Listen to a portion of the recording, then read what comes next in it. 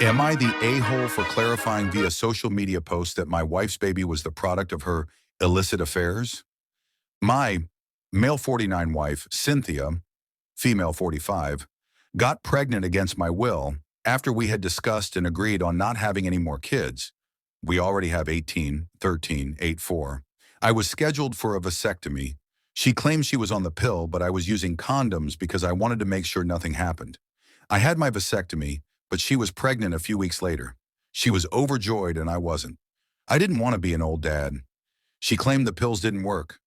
I never pushed for her getting surgery because I know it's harder for women, and she said injectable contraceptives hurt her health. I checked all my condoms and all of them had been pierced. We had a huge argument that ended with her crying. My trust has been destroyed. I assume that nothing she says is true. She also got fired when she was 3 months pregnant. I found it weird that she didn't fight it.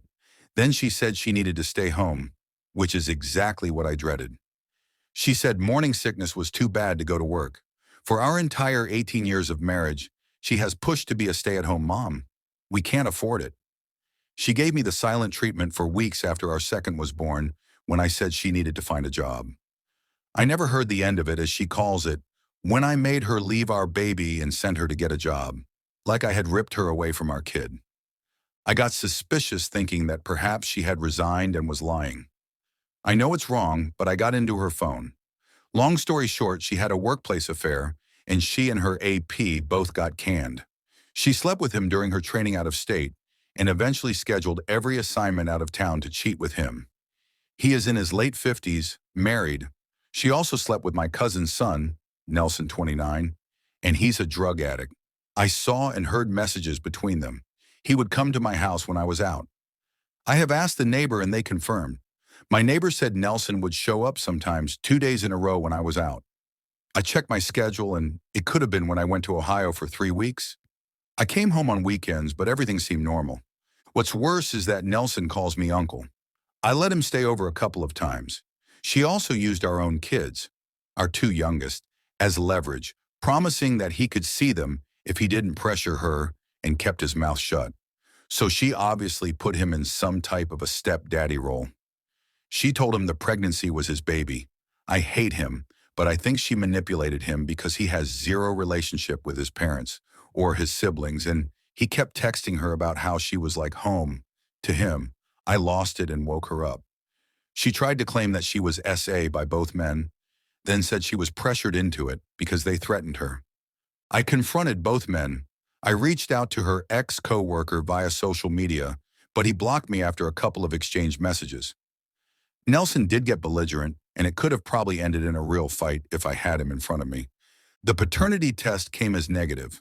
I moved out and got a lawyer. I refused to be at the hospital during childbirth. It was a stillborn. I was shocked. Even if it wasn't mine, it felt dark and strange. I offered my kids emotional support, but didn't allow her to cry to me.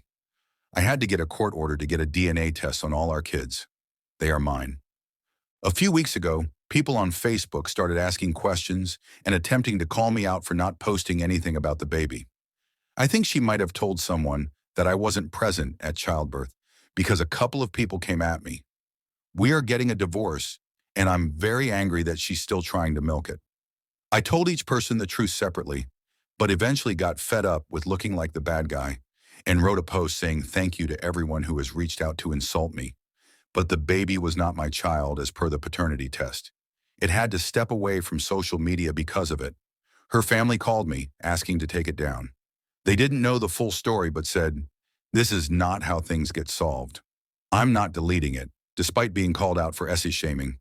While I worked my ass off for our family, she was texting her best friend and complaining about how I'm not the shadow of my former self, how I look old and let myself go. Her friend had an angry response, but they are not on speaking terms anymore. Cynthia claimed that her friend ghosted her, and she doesn't know why. I'm suing for custody since she repeatedly took my kids across the state so that Nelson could hang out with them and left them with her dad before I came home from work so that she could go do work stuff and have sex outside of our marriage. She had been begging me not to ever tell the kids about the paternity test, but they needed to know the truth before she twisted the narrative. My daughter won't speak to her, and our second child wants to come live with me. I'm sick of crying sporadically because sometimes I'm driving and can't hold it in. I can't even watch Piern because she and her APs come to mind. I had a family, and despite everything, I was proud and happy, and she took it away. I didn't know she saw me as less. She told her ex-best friend that she loved watching the executives in her job. At least her friend defended me, although we are not close. My lawyer says we should contact her as a character witness. I hate Cynthia, and I told her during her pregnancy when she wanted to initiate sex. She's naturally overweight, and I loved her as such, but I hated the knocked up by the AP version of her. I told her she looked grotesque, like Jabba the Hutt.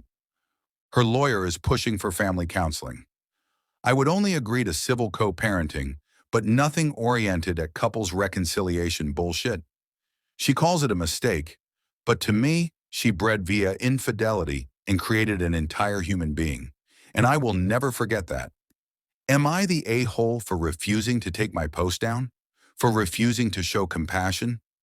All I want is to get out of her life, and I feel like she's trying to keep me from moving on. Sorry if I don't make too much sense, but my mind is still foggy. Not the a-hole. She didn't just break your trust. She bulldozed it, set it on fire, and then tried to stand on the ashes and tell you it was a mistake. Poking holes in condoms, lying about contraception, cheating with two men, one being a family member you welcomed into your home, using your kids as leverage, and then fabricating SA claims when caught.